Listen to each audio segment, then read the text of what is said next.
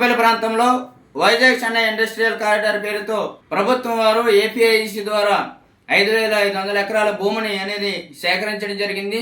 ఈ భూమి పూర్తిగా 2013 భూసేకరణ చట్టానికి విరుద్ధంగా జరిగిందని చెప్పేసి ఈరోజు సిపిఎం పార్టీగా మేము తెలియజేస్తా ఉన్నాం. ఆనాడు భూసేకరణ జరుగుతున్నటువంటి సందర్భంలో ఇక్కడ ఉమ్మడి విశాఖపట్నం జిల్లా కలెక్టర్గా వ్యవహారం చేసి బాధ్యతలు చూసినటువంటి ఆనాడు యువరాజు గారు 2013 భూసేకరణ చట్ట ప్రకారంగా జిరైతుతో సమానంగా డీఫారం సాగు భూములకి సమానంగా పరిహారం ఇస్తామని చెప్పేసి చెప్పారు. ఈ రోజు 2026లో ఉన్నాం. నేటికి కూడా ఆ హామీ అనేది అమలు కాలేదు. కాబట్టి వెంటనే ఈరోజు ఆయనే ఏపీఐసి శాఖ పరిశ్రమల శాఖ రాష్ట్ర కార్యదర్శిగా వ్యవహారాలు బాధ్యతలు చూస్తా ఉన్నారు. అదేవిధంగా ఆనాడు 2013 భూసేకరణ చట్టాన్ని అమలు చేయాలని ఆ ప్రాంతంలో ప్రతిపక్షంలో ఉన్నప్పుడు ఈనాడు కూటమి ప్రభుత్వం నాయకులు పెద్ద ఎత్తున పోరాటం చేశారు. 2013 భూసేకరణ చట్ట ప్రకారంగా జిరైతుతో సమానంగా డీఫారానికి సాగు భూములకి పరిహారం ఇవ్వాలి, ప్యాకేజీ 25 లక్షలు ఇవ్వాలని చెప్పేసి పోరాటం చేశారు. నేడు అధికారంలోకి వచ్చారు. ఆనాడు మీరు చేసినటువంటి పోరాటానికి ప్రజలందరూ కూడా మద్దతు తెలిపారు. ఆ మద్దతుతో మీకు అధికారం చేపట్టారు. ప్రజలందరూ నమ్మారు. మత్స్యకారులు, నిర్వాసితులు, పెద్ద ఎత్తున వృత్తిదారులు మిమ్మల్ని నమ్మి అధికారం కట్టబెట్టారు. ఈరోజు అధికారంలోకి వచ్చాక మీరే దగ్గరుండి ఈరోజు చట్టవిరుద్ధంగా ఒక ఆర్డీఓని అడ్డం పెట్టుకొని ఇక్కడ వ్యవహారం చేస్తా ఉన్నారు. దీని మీద తీవ్రంగా ఖండిస్తా ఉన్నాం.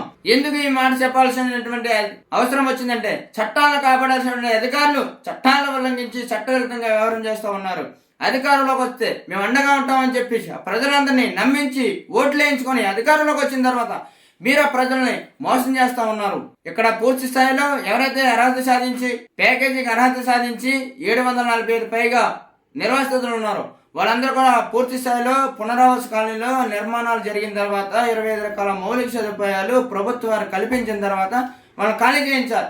ఈరోజు చట్టానికి విరుద్ధంగా అక్కడ ఉన్నటువంటి ఆర్డీఓ గారు బలవంతంగా ఒక ఇంట్లో ముగ్గురికి అర్హత సాధించి ప్యాకేజీ వస్తే ఒకరికి మాత్రమే ప్యాకేజీ చేసి మిగతా ఇద్దరికి ప్యాకేజీ చేయాలంటే మీరు ఇల్లులు ఖాళీ చేయాలి, ఇల్లులు ఖాళీ చేయకపోతే మేమే ఖాళీ చేస్తామనే పద్ధతిలో జేసీబీలు పెట్టుకొని భయపెట్టి భయభ్రాంతులు గురి చేసి నిర్వాసితుల్ని బలవంతంగా ఖాళీ చేయించే ప్రక్రియ ఇక్కడ ఉన్నటువంటి ఆర్డీఓ గారు చేస్తా ఉన్నారు.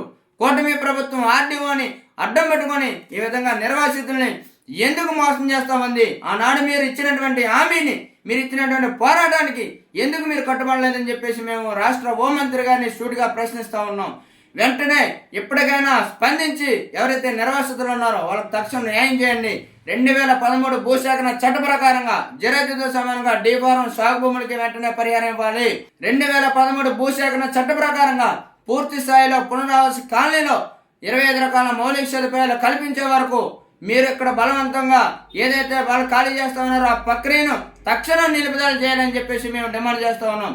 అదేవిధంగా అర్హత కలిగిన 18 సంవత్సరాలు నిండిన ప్రతి ఒక్కరికి ప్యాకేజీ చెల్లించాలి, ఆడపిల్లలకు ప్యాకేజీ చెల్లించాలి, డీఫారంలో సాగు భూమిలో ఉన్నటువంటి చెట్లకు పరిహారం చెల్లించాలి, 25 లక్షలు ప్యాకేజీ తక్షణం చెల్లించాలి. ఇవన్నీ అమలయ్యే వరకు మీరు బలవంతంగా ఇళ్లను ఖాళీ చేస్తే వాళ్ళు చేస్తున్నటువంటి పోరాటానికి పేదలకు, రైతులకు, నిర్వాసితులకు ఎర్ర జెండా అండగా ఉంటుంది, సిపిఎం వాళ్ళకి అండగా ఉంటుంది. వాళ్ళ తరఫున మేము పోరాటం చేస్తాం.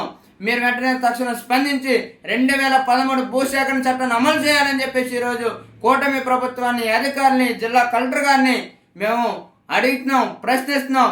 వాళ్ళకు అండగా పోరాడతామని చెప్పేసి ఈ సందర్భంగా డిమాండ్ చేస్తా ఉన్నాం.